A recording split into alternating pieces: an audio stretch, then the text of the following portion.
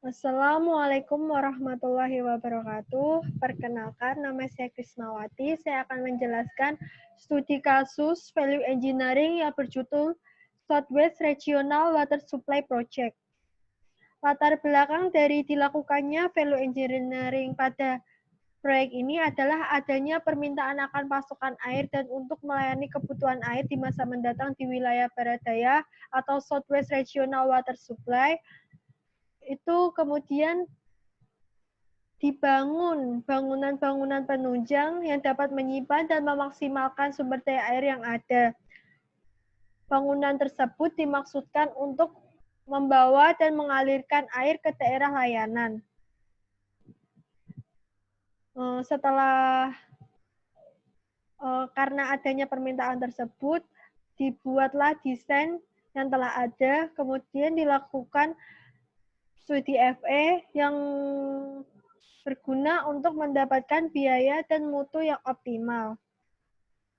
Ruang lingkup dalam kasus ini meliputi 1. Tantangan potensi dan masalah teknis, 2. Mengidentifikasi dampak kekeringan dan prediksi pengaliran aliran bor, 3. Meminimalkan biaya energi dan jejak karbon, 4. Meninjau dampak lingkungan, 5. Menunjukkan sinergi, misalnya rilis air dari waduk dan penjualan solar saat tidak memompa, dan lain-lain. Deskripsi dari proyek ini berada di kota Deming, Hidalgo, dan di Gila Basin Irrigation Commission. Gila Basin Irrigation Commission telah mengusulkan proposal untuk mengalihkan dan menyimpan air yang tersedia pada Sungai Gila. Dalam pertemuan pada Desember 2013, komisi ini menyetujui rekomendasi para staf untuk mengoptimalkan proposal secara efisien. Komponen penyimpanan dalam proposal ini telah dikombinasikan dengan 2 proposal lain dari Hidalgo dan Kota Deming untuk membuat suatu pengalihan yang terintegrasi dan usulan proposal penyimpanan yang dinamakan Southwest Regional Water Supply. Kombinasi dari proposal ini akan mengalihkan air AUSA dari Sungai Gila, kemudian disimpan dalam outstream storage di jurang Lembah Gila selama arus rendah, kemudian air dikeluarkan untuk kebutuhan lingkungan. Dan air dipompa ke atas untuk dibagikan kepada masyarakat di Desmimbres. Dalam tahap value engineering ini ada pula tahap evaluasi teknik Southwest Regional Water. Fase pertamanya adalah ISC mengontrak Bohannan Houston untuk mengidentifikasi lokasi. Kemudian staf ISC juga mengontrak RJH Konsultan Inc. untuk melakukan tinjauan teknis.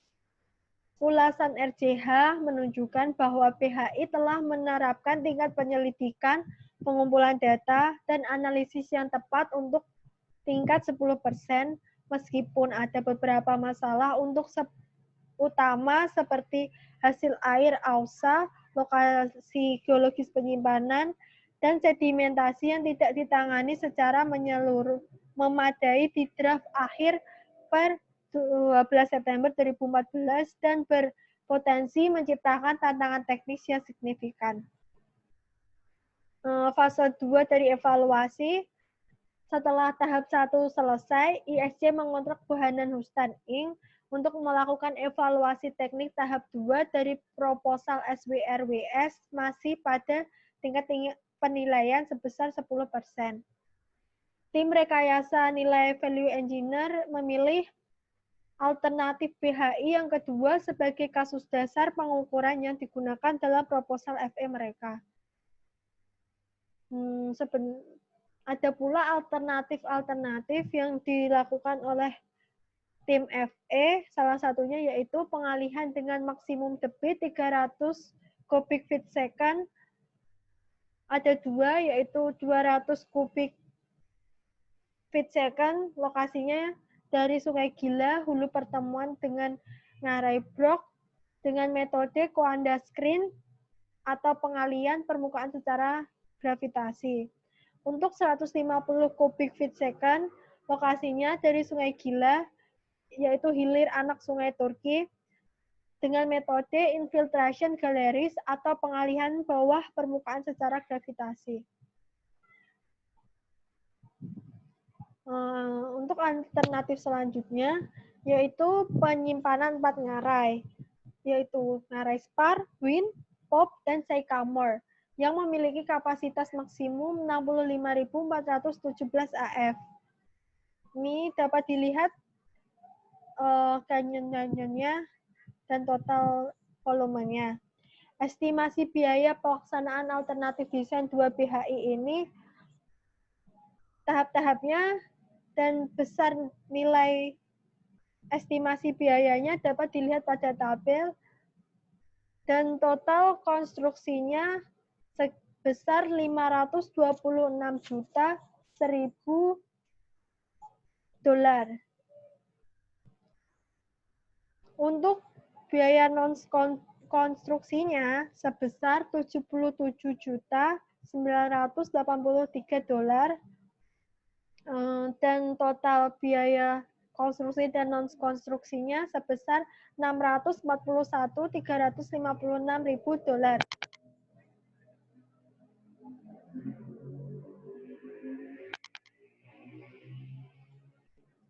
Ini estimasi biaya pelaksanaan alternatif desain 2BHI yang total annual tahunan operation dan maintenance-nya sebesar 3.115.900. Terus total semuanya operation maintenance dan total biaya dasarnya sebesar 644.516.000 dolar.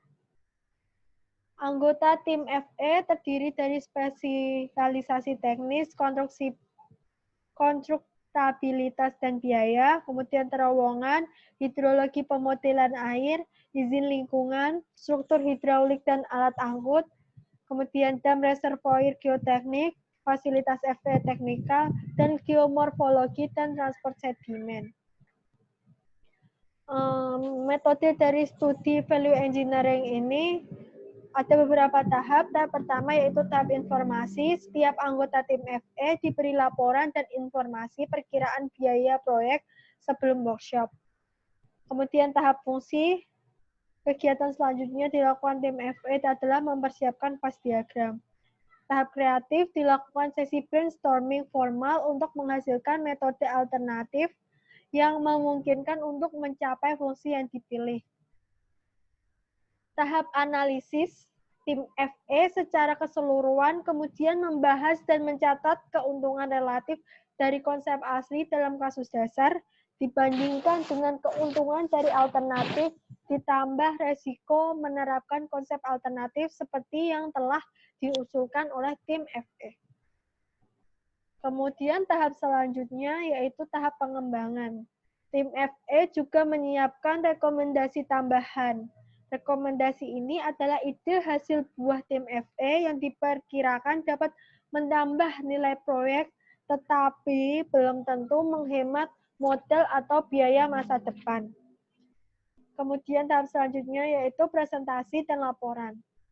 Setelah review board telah memutuskan pada proposal dan rekomendasi tambahan, disposisi laporan akhir akan disiapkan. Ada pula hasil dari ide-ide brainstorming dapat dilihat pada tabel berikut dan alasannya. Kemudian setelah ide-ide tersebut dikumpulkan, dibuatlah fast diagram yang dapat dilihat pada PPT berikut. Kemudian hasil dari studi value engineering ini, tahap analisis fungsi, diperoleh 13 proposal yang harus direview oleh tim FE untuk mengkaji konsep awal dan menghasilkan konsep alternatif. Nomor konsep-konsep dibuat dalam bentuk proposal, salah satunya yaitu nomor proposal 01003 yang memiliki gagasan mengumpulkan, menggunakan, dan menghitung aliran permukaan anak sungai Gila yang mengalir ke sistem penyimpanan air waduk. Konsep awalnya belum jelas. Konsep alternatifnya pertama mengoptimalkan semua kemungkinan inflow, termasuk aliran anak sungai yang mengalir ke waduk yang diusulkan di Spar, Wind, Pop, Sycamore, Canyons, dan anak sungai yang melintasi saluran pembawa pada titik pengelakan sungai, waduk, dan titik saluran pembagi sebagaimana yang tertera pada proposal perencanaan. Kemudian, konsep alternatif ini berpotensi menyediakan sumber air yang sebelumnya hilang. Kemudian meningkatkan potensi terjaganya arus sungai untuk keseimbangan lingkungan sungai. Dari proposal ini juga dilakukan cycle cost analysis yang dapat dilihat pada tabel selanjutnya. Kemudian resiko penerapan konsep alternatif ini belum jelas dan keputusan konsep ini ditunda. Ini yang saya sebutkan tadi, life cycle cost analysis tabelnya. Kemudian untuk proposal selanjutnya, nomor proposal 01009 yang memiliki gagasan menggunakan pipa untuk mengangkut air yang dialihkan dari pintu intake Wanda pada struktur pengalihan BHI melalui penimbunan dan peninggian di sepanjang Sungai Gila untuk dialirkan ke Waduk Spar. Konsep awalnya, panjang terowongan yang diperlukan lebih pendek sekitar 18.000 kaki. Kemudian terowongan lurus meminimalkan masalah erosi pada sedimen, kemudian tidak melibatkan atau memerlukan akses konstruksi sepanjang lembah Sungai Gila, kemudian perizinan yang lebih mudah di area lahan hutan nasional. Konsep alternatifnya, biaya konstruksi yang lebih rendah dari terowongan berkurang sekitar 8%, kemudian memungkinkan kemudahan akses pemeliharaan dan perbaikan melalui pipa. Resiko penerapan konsep alternatif proposal 01009 ini adalah instalasi pipa di lereng menurun dengan kemiringan seragam mungkin tidak praktis. Kemudian instalasi pipa di wilayah tebing curam mungkin memerlukan dukungan bracket yang ditinggikan, perataan elevasi sepanjang ngarai Sungai Gila akan sulit untuk diizinkan. Tingkat kerusakan yang lebih tinggi dari kerusakan erosi Sungai Gila selama aliran sungai deras. Tingkat gangguan lingkungan yang lebih tinggi dan kemungkinan masalah pada perizinan. Analisa life cycle cost didapatkan perkiraan penghematan awal sebesar $5.200.000, kemudian pada masa depan sebesar $0 dan totalnya sebesar $5.200.000. Keputusan pada proposal ini gagasan ditolak. Dari 13 proposal yang dilakukan value engineering, dihasilkan 3 proposal yang ditunda keputusannya, 8 proposal dinyatakan diterima, dan 2 proposal lainnya dinyatakan ditolak untuk dilaksanakan. Kesimpulan dari value engineering ini, selain melakukan value engineering, pada 13 proposal utama, tim FE juga menghasilkan 17 proposal rekomendasi yang akan menambah nilai pada proyek, tetapi tidak selalu mengurangi life cycle cost. Bagian ini dibagi lagi, rekomendasi tadi dibagi lagi menjadi 4 bagian, yaitu ketersediaan air AUSA, rekomendasi untuk nilai tambah, kemudian rekomendasi untuk ISC agar melakukan studi lebih lanjut, dan catatan untuk konsultan perencana. Dari 17 proposal rekomendasi tambahan yang diusulkan, 13 diantaranya diterima, 1 ditolak, dan 3 ditunda keputusannya. Kemudian estimasi biaya pada studi FE ini, biaya awalnya sebesar $641.356.000, itu termasuk desain kontingensi. Estimasi penghematan dari proposal yang diterima FE adalah sebesar $106.514.430.000 setelah membuat penyesuaian untuk tempat tindih tabungan. Kemudian ada pula tambahan tabungan dari proposal yang ditunda sebesar $15.260.000. Nah, sekian dari presentasi dari saya. Apabila ada kata yang salah saya ucapkan, saya mohon maaf. Wassalamualaikum warahmatullahi wabarakatuh.